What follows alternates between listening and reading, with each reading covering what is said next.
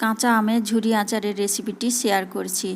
অত্যন্ত কম সময়ে বানানো সম্ভব। বন্ধুরা বাড়িতে অবশ্যই একবার ট্রাই করবেন। কেমন হয়েছে কমেন্টে জানাবেন। নমস্কার, মিতালি হোম কিচেনে সবাইকে স্বাগত। প্রথমেই আমগুলোকে খুব ভালোভাবে ধুয়ে নিয়েছি। এবার খোসা ছাড়িয়ে নেব। ঝুরি আচারের জন্য প্রথমেই একটা কড়াইতে দিয়ে দিচ্ছি 3টে শুকনো লঙ্কা, 1 চামচ গোটা জিরে, 1 চামচ গোটা ধনে, 1 চামচ মৌরি ও আধা চামচ পরিমাণ জোয়ান দিয়ে হালকাভাবে ভেজে গুঁড়ো করে নেব।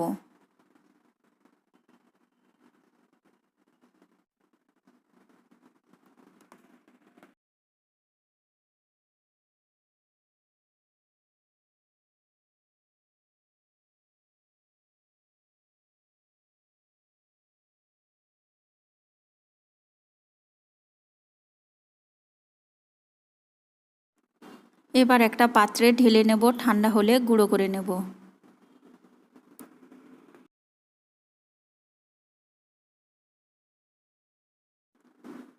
এবার একটা মিক্সিতে নিয়ে নিচ্ছি 250 গ্রাম পরিমাণ চিনি এবার শুকনো অবস্থায় গুঁড়ো করে নেব।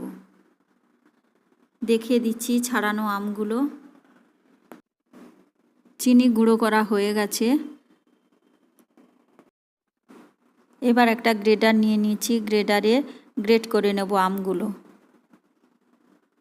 প্রত্যেকবারের মতো আবারও বলছি, আমার রেসিপিগুলো ভালো লাগলে অবশ্যই আমার চ্যানেলটিকে সাবস্ক্রাইব করে পাশে থাকবেন।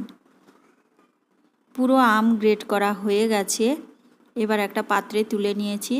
এবার এর মধ্যে অ্যাড করে দেব চিনির গুঁড়ো।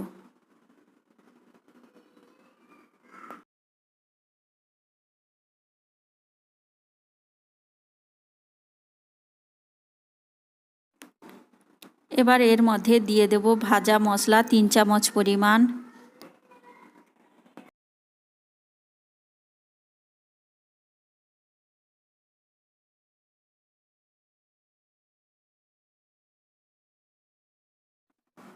কিছুটা গুঁড়ো মশলা তুলে রেখেছি সবশেষে অ্যাড করার জন্য।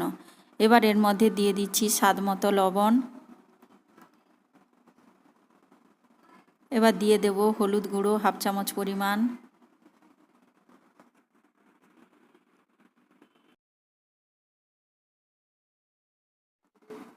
দিয়ে দিচ্ছি রেড চিলি 1/2 চামচ পরিমাণ। এবার দিয়ে দেব বিট লবণ 1/2 চামচ পরিমাণ। সবগুলো উপকরণ হাত দিয়ে খুব ভালোভাবে মাখিয়ে রেখে দিচ্ছি।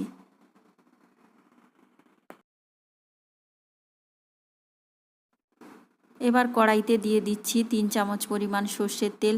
তেল ভালোভাবে গরম হয়ে গেছে। এর মধ্যে দিয়ে দিচ্ছি একটা শুকনো লঙ্কা আর গ্রেট করে রাখা আম দিয়ে ক্রমাগত নাড়াচাড়া করতে হবে, গ্যাসটা এই সময় লোতে রেখে।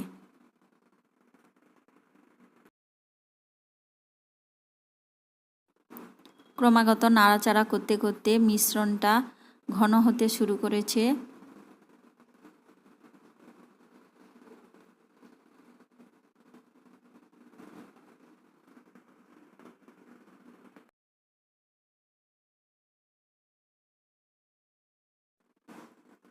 এবার এর মধ্যে অ্যাড করে দিচ্ছি ভাজা মশলা দিয়ে আরও 1 মিনিট সময় ধরে রান্না করব। আমের আচার একেবারেই তৈরি হয়ে গেছে। সবশেষে এর মধ্যে দিয়ে দিচ্ছি 1 চামচ পরিমাণ